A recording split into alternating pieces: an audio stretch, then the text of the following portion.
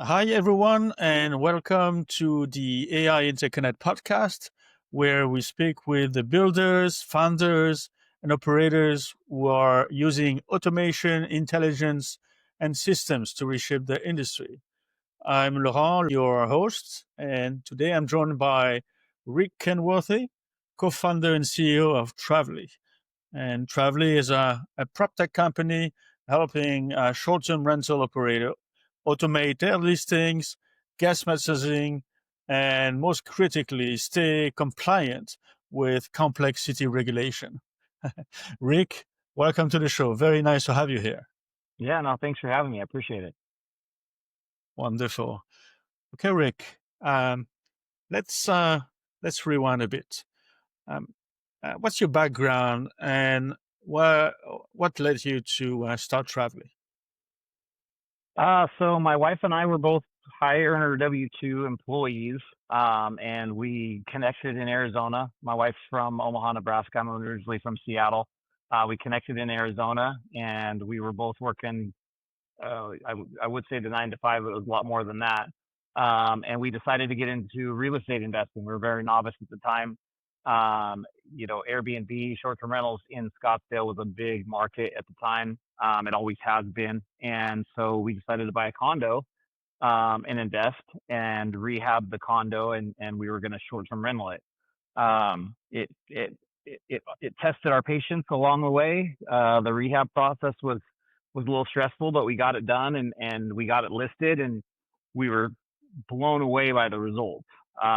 So within about 6 or 7 months, we had parlayed the money we made on that one into another condo in the same building.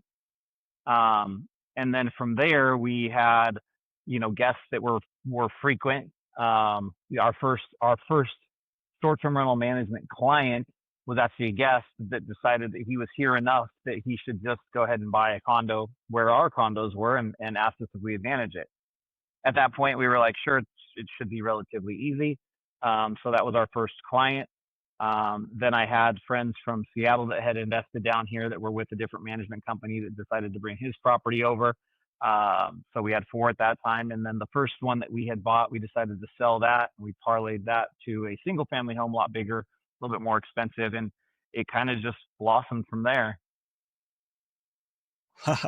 Wow, very cool. Then you started all small and grew from the start. Then you were not in real estate, you were not in tech, um, you didn't have any pain points that made you realize that something needed to be solved, basically, because you started like this. Okay. When I'm going through the question, I used to know, and then makes a lot of sense, and I like this. And what was the first version of Travely like? So we slowly grew. We were both still working our day jobs. So we were doing it kind of as a side hustle at the time. And we had 9 properties in August of 2020. I was in corporate cars. I was a high level C-suite manager for a car dealership. My wife was in nursing and always has been. We were working 50 to 70 hours a week, at our day jobs. And we had not in August of 2020. I had transitioned to a smaller dealership with a little bit more flexible hours and had a little bit of a falling out. And at that point, like I said, we had 9, and I had to make a decision if I was going to go back into corporate cars or take a run at managing properties. My wife was super supportive, and she actually kind of nudged me in the direction of let's try it and see what's there. We had 9 at the time. Um, Operationally, it was just us. I was still cleaning properties. She was cleaning properties. We had some cleaning people that we had hired. It was relatively smooth. And then we decided to jump in with both feet. So I quit corporate cars and went into managing properties full time at that point.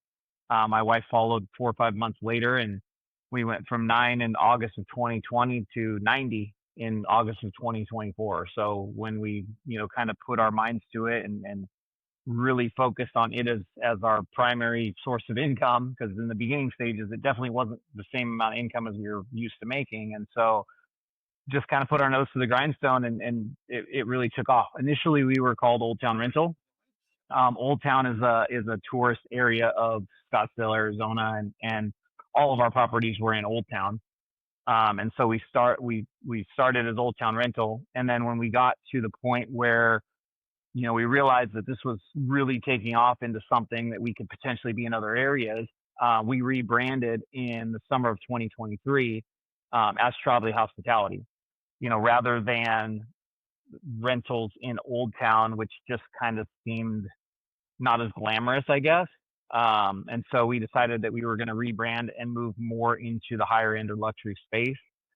We decided through some experience that it takes the same level of infrastructure and management to manage a 400 square foot casita or condo as it does a 4,000 square foot house. Only one of them makes exponentially more money. So we decided to focus a little bit more on the quality over quantity aspect at that point. And today, with what we have in the process of onboarding, we're sitting at 120. Wow, congratulations, unbelievable. And for those unfamiliar, but I mean, your platform actually does work for other short-term rental operator, right? Well, we have not necessarily other short-term rental operators from the management perspective, but we have built a relatively robust umbrella of companies that all kind of blossomed from the short-term rental management company. Arizona, obviously, it's very hot, and so the number one amenity for most single-family homes is the pool. We started a pool company about 4 years ago just to, so that we could control that element of the vendor relationship. We were having a lot of struggles with outside vendors, and so we created that company. And just before that, we created our housekeeping company. And just recently, probably in the last, let's just say almost a year, we've opened up our services to the outside world. We developed an all-in-one maintenance platform that's not necessarily its own company, but we loan out our handymen to outside hosts and other operators to kind of assist in that process. Obviously, the profit center for us as well.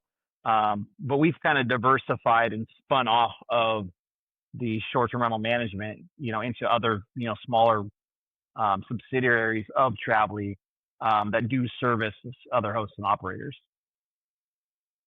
Okay, very interesting. And how does the compliance engine work in cities? Are you I mean, are you all in the U.S. or in New York Everything's in as well? Arizona. Oh, We've everything in Arizona. definitely Okay, okay. Yeah, we've definitely looked at partnerships and opportunities outside of Arizona. Part of the reason we rebranded was because if we ever wanted to go outside of Arizona or Old Town for that matter, it wouldn't quite fit with the old kind of name. Um, so we've toyed with partnerships with outside sources, some other places, partnerships in other states to look at a little bit more national expansion.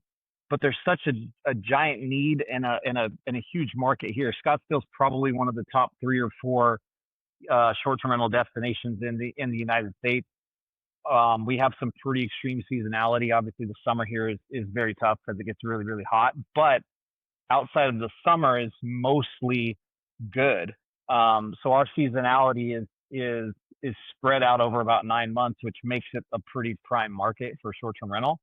But the Mhm. compliance element is first at a state level and then by a city level. We definitely have other jurisdictions inside of Arizona, so Scottsdale, Mesa, Tempe, Sedona, Flagstaff. So we're pretty spread out in Arizona, and every municipality has its own set of compliance issues and regulations. So we've had to maneuver all of those individually. Of course, makes sense. And okay, then, what role, if any, does AI play in your listing creation or guest messaging? Do you play? Oh, absolutely. I mean, we discovered ChatGPT early on, and obviously have used that to its full potential. I think we when we discovered it, after just a short time of using it, we're like, how did we live without this? We use it and have learned how to prompt it. We don't write a single description without the use of AI. AI understands now from some training, it understands each individual booking platform's algorithm. We've trained it to, through what I know internally and then what it knows, to understand the verbiage, the descriptors, things like that that really pick up from, from an algorithm perspective, but not only algorithms for the OTAs, but also SEO perspective. So, I mean, we don't write a single description, a single piece of copy on any of our listings that isn't polished with AI. Okay. Yeah. Well, of course. Wonderful. But how much time or um, a risk are you saving property managers today? As far as AI in general, Yeah, I mean, through AI or in general, I mean, with your workflow. I mean, our operations are so much more streamlined, and I wouldn't necessarily AI from the traditional, outside world perspective is asking ChatGPT a question, getting an answer. But there's our PMS. We use a PMS called Guesty for our everyday operations when it comes to client communications and guest communications, and they've got an AI element built right in. It started relatively primitive because with any good AI, it takes a while to learn. Um, but it's plugged directly into it. It's just a button you can push and it takes over. It's like autopilot. We try to have as much of that, human on human interaction as we can. And so, most of our communication still is human on human, but some of the more mundane, what's the Wi-Fi password, or, where can I find this, or what are the checkout or check-in instructions? All of those things, once the AI has learned it, it's as simple as pushing a button and sending it. It has a response to every message and inquiry already loaded up and ready to go. Whether or not you use it is kind of up to the operator at the time. If they get behind on other things or dealing with people on people issues over the phone, and they're still, tasked with staying on top of the guest communications through the portal, it's very easy, to push a button and let AI respond to the easy stuff, or let AI respond and say, hey, we're in the middle of something, we value your time and we'll get back to you as soon as we can. But AI has drastically reduced the workload when it comes to the everyday mundane kind of communication and automation and things like that. And I mean, we lean on it heavily. Awesome. Let's zoom out. What trend are you seeing right now in the short-term rental or property space? But I mean, short-term rental. Any specifics? I think one of the trends that I'm seeing more so now is using your LLM or AI to analyze deals, analyze properties, analyze potential performance. This is something that we never even scratched the surface of. We use resources like AirDNA or the others to do property performance and performance estimates. But the nice thing about AI is that you can kind of incorporate all of those, into a single kind of analytic formula that the AI can generate for you. We've learned, recently the right prompts to get it to, basically break down a property description, break down the amenities, break down the address, and it will give us, I mean, with unbelievable accuracy, what other properties like that, how they're performing over the last whatever term that you want it to ask, whether it's the last 12 months, the last 2 years, the last 5 years. And it's very, very fast. It's something that, we literally, you put the address, the amenities, kind of the level, whether it's budget, standard, lux, ultra lux, luxury, whatever. And it will develop a property you know, performance estimate that's unbelievably accurate. And it integrates all of the data rather than going to one resource, which under normal circumstances, if I'm going to put together a property performance quote or estimate, we try to be as transparent with our clients as we possibly can.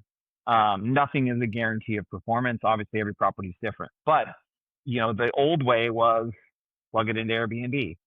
Then, I mean, not Airbnb, but plug it into AirDNA. Then go to Airbnb and find 6, 8, 10, 12 properties that are similar, by literally clicking each one of them, analyzing their calendars, which is very inaccurate because you don't know if they're blocked for maintenance, you don't know if they're blocked for owner use, you don't know why they're blocked. You have to assume that it's a reservation, but then you can kind of get an idea of just basic occupancy moving forward, not backwards. And it was extremely time consuming to put together as accurate of a property performance analytics as you could in the moment. And potential clients, they don't care how long it takes. They just want it fast. And using AI to do that now, it takes a little training. We primarily use ChatGPT because you can literally train like the property description element. We do it a very specific way, and it knows that every time I ask for one, this is how it should be, unless I say something different. But it's the same thing for property analytics. So it utilizes all of the information out there: Zillow, Rentals United, AirDNA, Revity, all of the sources on the internet, and it's 1/10 of the amount of time. Yeah, a lot of time saving. And do you see any resistance to using automation for legal processes? Yeah, we don't. I mean, we don't use a ton of AI when it comes to automating compliance. Our jurisdictions here are still a little primitive in the broad scheme of things. We can use AI to make sure that we are on a timeline. We can use AI when it comes to, maybe there's a little bit of pushback on some element or another of the licensing process, to draft a legal sounding response to, some of the questions, because let's face it, all the people that deal in compliance and code, they're talking legal. I mean, it's written and it's very defined. And so when you're responding to them, you need to have a legal sounding response, like you know what you're talking about. And not that I don't, but I can draft an email that's extremely unpolished in comparison to what AI will generate. So we don't necessarily use a ton of AI to automate the compliance process, but we do use AI to schedule the flow, how that stuff goes. That you can't plug AI into the individual jurisdictions websites to fill out all the forms, and so there's still the human element in that, but AI definitely automates the workflows to getting them done and making sure that they are on a specific timeline. Of course. What has been hardest in scaling Travly? Client acquisition is probably the hardest component for any manager that is looking to grow, and I guess it depends. Growth is in the eye of the beholder, I guess. So that's always the challenge, is finding qualified clients. There's an unlimited number of individual owners and investors and small hosts and everything here in our market, and it's just AI comes together. We use AI when it comes to putting together campaigns, but that's the biggest challenge, and for us a little bit more so because we're not so much looking for, we're not chasing 500 doors. It's not a race, to be the biggest. In Arizona, there's two major players, and they're massive and international. I mean, you have Casa de Casa, and you have Evolve. Those are the two biggest players in our market, and probably every other market. After that, there's no major players. Everybody, most of our competitors are sitting under 200 properties. So the challenge is the same for everybody here. Once a client gets comfortable, even if you're not performing at the expectation, or you're not answering emails quite fast enough, the thought of offboarding, onboarding is a little bit tedious for a lot of owners. And so, we work very closely with real estate agents for those new investors that haven't already been involved in management. But client acquisition is always the biggest challenge, I think, for not only us, but anybody looking to scale in this particular market. Okay, yeah, makes sense. But where do you feel the friction? Maybe the product, maybe the markets, or maybe education? I think it's a combination of probably all of those things. The market component is, there was a time when short-term rentals in Scottsdale primarily, it was easy. It was very much a set it and forget it. The demand outweighed the supply. You really didn't have to work. You didn't have to be good. And then COVID happened, and that just lit a match. And I mean, it was insane. Everybody wanted to invest in Arizona. Every podcast, website, every bit of analytics that you could do, all pointed to Arizona. If people wanted to shelter in place or work from home, I mean, why not do it in Arizona? So there was a huge influx of owners and investors that flocked to Arizona. It was easy at that point. It was, you had more leads than you knew what to do with, and it was a matter of figuring out how to onboard fast enough. And that killed a lot of the mid-sized operators. They just took on more than their infrastructure could support. And we took a little bit different approach. We did grow, and we grew considerably, but we grew in phases. Would grow our portfolio, then our team, then our portfolio, then our team, so that we always had enough people to make sure that our product stayed consistent. The level of quality that we were offering for our clients stayed consistent.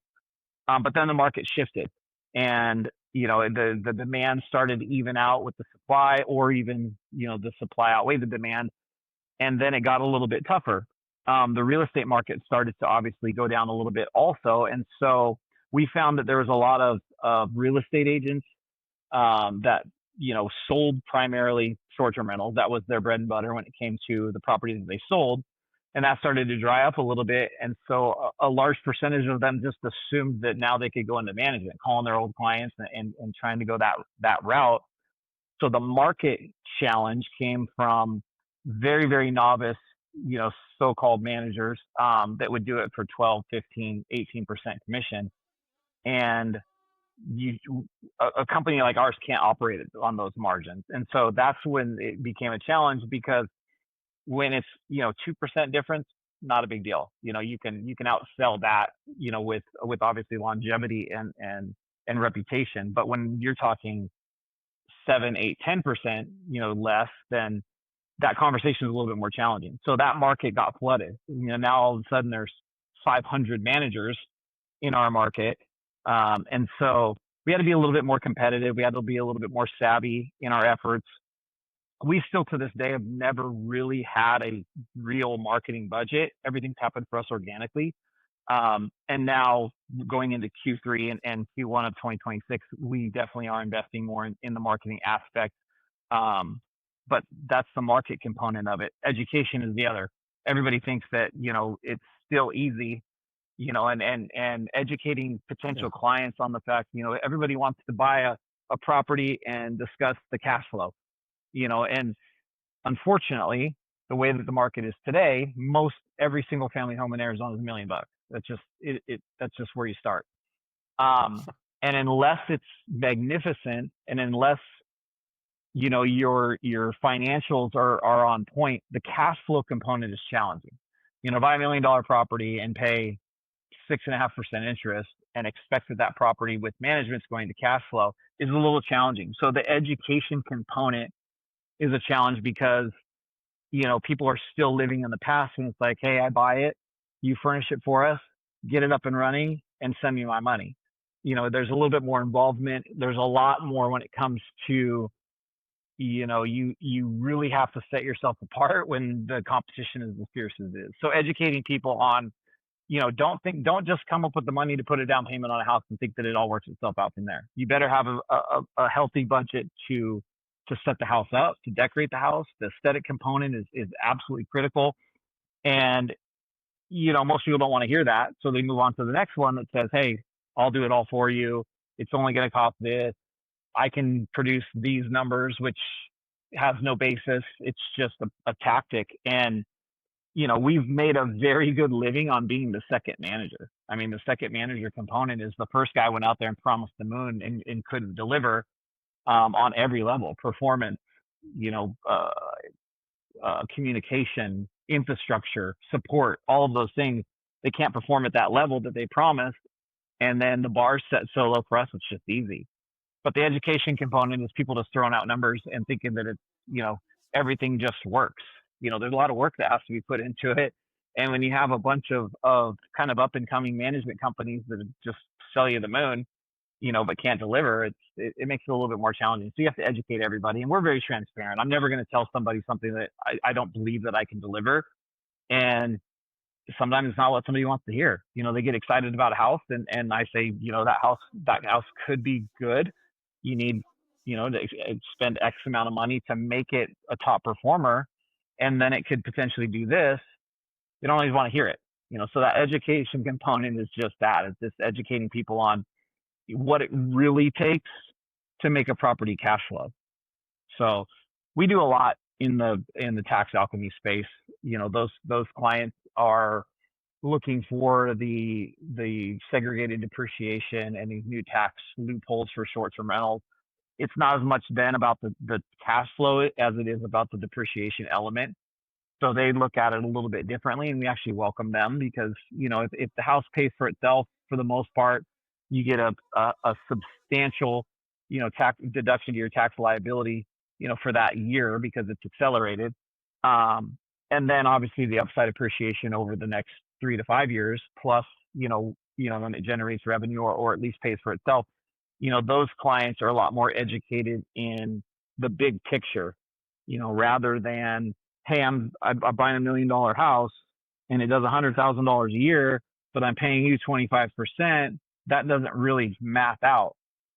But the people that are looking at it as a cash on cash investment, okay, I put $200,000 down to buy that $1 million house. It's doing 100,000. I'm netting 75,000 year one, 100,000 year two. Those ones are more educated to start, but the education, that's where the education challenge comes from. Yeah.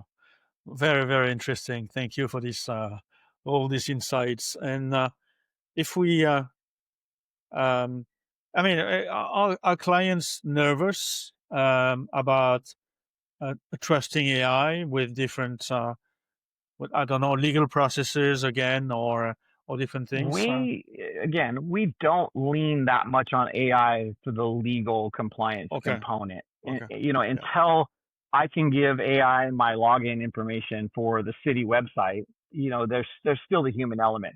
Using AI yeah. to kind of check your work and make sure that everything is right. I don't think any client is afraid of that. I know the clients aren't, even our new clients. The new clients are the ones we're most involved in. Our legacy clients, anybody that's been with us for more than 3 years, they trust in the process at this point, and they don't necessarily care. Um, the new clients, the ones that are being, that are vetting 2 or 3 different managers, some are touting AI, some are not, some are, selling this component or that. If you said that, hey, I'm going to plug all your information into AI and it's going to go out and get your licensing and file your taxes and do all this stuff, they would probably have some concerns, but it's not that complex yet. If we fast forward 2 or 3 years, what's your vision for the impact of short-term rental on the next It's hard to two or say. three It's years it's for it's shrub? it's a little bit of I'm not even going to say a little bit. There's a lot of uncertainty surrounding Yeah, short-term rentals. Not just our market, but all of them. It's almost, it's funny in a way. All of the legislatures, all of the lawmakers that are trying to put a stop to it, put a ban on it, all of these things, and most of it's failed, and so that we have maybe a false sense of security in the fact that they've tried already and it hasn't really happened. I don't believe, at least in our market, that they will ever outright ban short-term rentals. I do believe that they will regulate them even further than they already have. But I don't see a world where they just tell everybody to stop operating. They tried that in yeah. Dallas here in the United States, and I mean it's still a legal battle, but it's been 2 years or a little less than 2 years, and everybody's still operating. I believe in regulation. I actually sat on the board during the adaptation of our legislation here in the city of Scottsdale. I met with city officials and discussed kind of what their ideas were. We had a very much anti short-term rental mayor for quite a few terms, throughout the first 6 or 7 years or 8 years of our company, and now have a little bit more relaxed mayor. They do now have short-term rental units at the police station and compliance people and everything. So we welcome some level of regulation. When we look at the number of listings that are out there, I live in a neighborhood that has a HOA that doesn't allow them. Everybody has the ability to live in an HOA that doesn't allow short-term rentals. Now, clearly, the people that have lived in their houses for 20 or 30 years are in a place that don't have that. I understand the impact. We've created with our company a good neighbor initiative. our jurisdiction requires us to do a neighbor notification, where we basically reach out to every adjacent neighbor to the homes that are listed for short-term rentals. And we take it a step further. We have a 24-hour, 7-day-a-week hotline that neighbors can call. I have a pretty much open door policy. I mean, I hosted like a town hall with 7 or 8 neighbors of one of our listings that were really kind of in an uproar, about an isolated incident that really, they focus so much on the incident and not so much on the fact that it was literally a one-off. It's something that, I'm not going to go into a lot of details, but it was an isolated incident. I mean, you're not going to have the amount of properties we have and host the amount of guests we have without incident. But it was like, the whole neighborhood with their pitchforks ready to go, get somebody. And so, I took it upon myself to reach out to the most vocal neighbor, and we actually, set up a call just like this for, I think there were 7 of them on the call, and it started out pretty tense. But by the end, I think that they understood, that we really aren't trying to promote a nuisance. We do more than just most management companies when it comes to, noise monitoring, guest vetting. We pay for the extra tech that does, the full blown background checks and things like that when we do direct bookings. And like I said, we provide a 24-hour, 7-day-a-week hotline. They can call any hour of the night. We have a real person answers the phone. If there's an issue, we are on it. We're not, we have a lot of neighbors that kind of have that boy who cried wolf mentality, and every little thing's an issue. And we educate them like, hey, this is well within the legal confines of any neighbor that you would have. But if it's not, we're on top of it. We make sure that they understand that, we're going to take what they're saying seriously enough, to reach out and try to advocate on their behalf. Whether the guests are really doing something wrong or not, we'll still advocate on their behalf. And we've done a really good job of that. We're very close with the code compliance people with the city of Scottsdale. We're very close with the short-term rental unit with the Scottsdale Police Department. And not because we've had any issues, just because we're very much interactive when, little things come up. And now I can call and they know me by name. So, it's just, there's always that challenge. There's always the neighbor that, really is against it as a whole.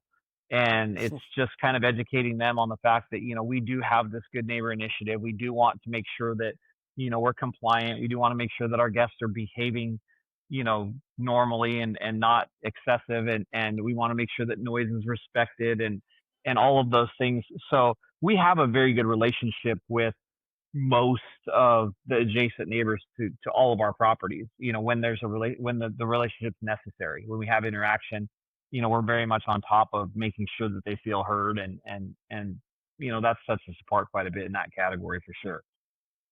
Wonderful. Yeah, that's great details. Thank you. Um, uh, uh, I was wondering, coming back to AI, do you think that AI opening doors in other parts of the short-term rental workflows in the future? Do you see anything? Yeah, I mean, we've had AI design an entire workflow when it comes to our follow-up systems. When it's, we've let AI analyze the data to say when a guest leaves or when a guest completes a trip or reservation, what are their booking habits for Oh, future stays? And then catering kind of our a follow-up workflow that adheres to that. So if the normal domestic United States traveler typically takes a family vacation once every 13 months, then we've had AI kind of create our follow-up workflows exactly in those ways. Okay. They start thinking about their next trip now. They start thinking about spring break around this time. And they go off of not only our data as far as our booking trends, but everyone, all of the data that's available. And so we set up our follow-up workflows for not just, guests that we've already hosted, but also inquiries that have come in that we haven't converted. And so AI played a very integral part in that because, AI can do all of the research for you. I don't have the time or the resources to go do all of that, yeah. level of data research. And so, we've leaned on AI very heavily into how we automate our follow-up. So if somebody inquires and they don't book, AI created this automated CEO message from me, in theory, that says, hey, how can I help you? And then, if the stay is 6 months from now, the dates that they're trying to travel 6 months from now, the data shows that they're going to book that trip inside of this window. And so we set up all of our follow-up workflows based on that data, and AI created every component of it. Guests that check out, or repeat guests that come at a specific time almost every year, we have workflows to catch them about the time that they start thinking about booking, so that we're first and foremost in their mind when they're thinking about, coming back here.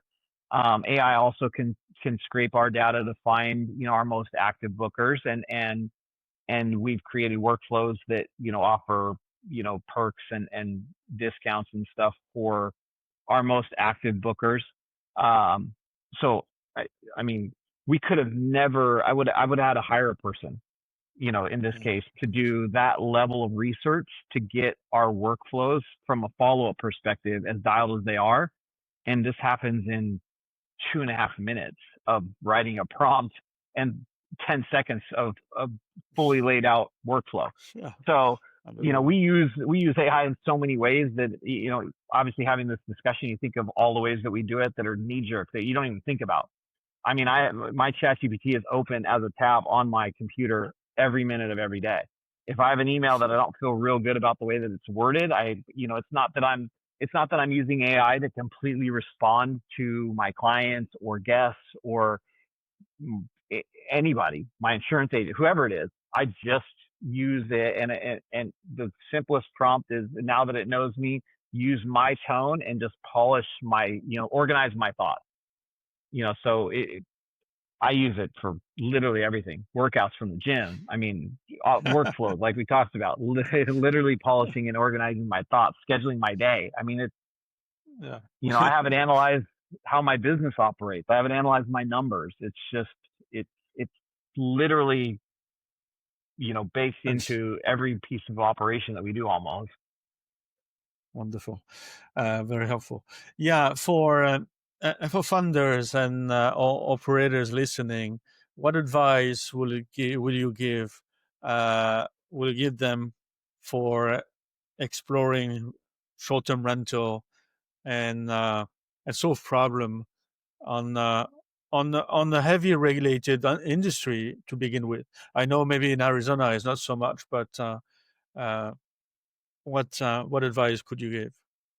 Use the AI to lay it out for you. I mean, the challenge that we have now is there's so much information that you can't even begin to, you can't really differentiate what's real and what's not.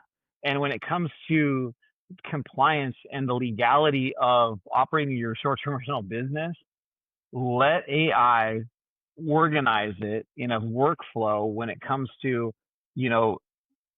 we get stories all the time. We'll see an article or something that comes up on social media that says, oh, short-term rental is banned in whatever market. It's clickbait. So obviously you have your state regulatory websites that have the information, but let's be honest, some legal lawyer somewhere wrote these codes, and if you're not a lawyer or you can't afford to have a lawyer, my wife calls her ChatGPT Esquire. We went through a pretty lengthy legal battle with another company of ours, and I mean, AI walked us through every component of that, what to say, what to do, how to react with, how to interact with our attorneys, how to react with their attorneys. So when it comes to the legal component of short-term rentals, let it map it out for you. Let it differentiate, all of the regulatory requirements, and let it map it out for which one you do first, and let it put it in terms that you understand. Because let's face it, most people can read the code or the, compliance. I mean, these legal documents are pages and pages and pages and pages. They try to simplify it, and I believe that the legislators and the people that put these things together try to make it as user-friendly as possible. But you also have markets where I think they try to make it as complicated as possible because it's kind of a roundabout way of them delaying the process or convoluting the process to make it more challenging. Because let's face it, most of these jurisdictions that have these heavy regulations are because they don't want them. And so, they can make things extremely confusing on purpose, so translate put the website in. I can literally put cityofscottsdale.gov, click the page and the link to the one that says all of the regulations for short-term rentals and have it summarize it for me and tell me exactly in order what I need to do to be compliant. That way I don't miss anything. And you do everything on an efficient timeline. It'll make you more efficient, but it'll also make sure that you don't miss something that could potentially put you at risk later. Very clear. Okay, let's wrap up with a quick fire round, little questions, and one underrated skill every founder should build. Underrated Patience. skill. Patience. Bravo. Yes, definitely. One founder or thinker you follow closely. Maybe you have somebody in mind. Steve Schwab. He's the founder and Okay. CEO of Costco. I've been following him very Yeah. closely lately. His story is extremely inspirational. Very nice. And what keeps you grounded when things go chaotic? My wife. Yeah, all right.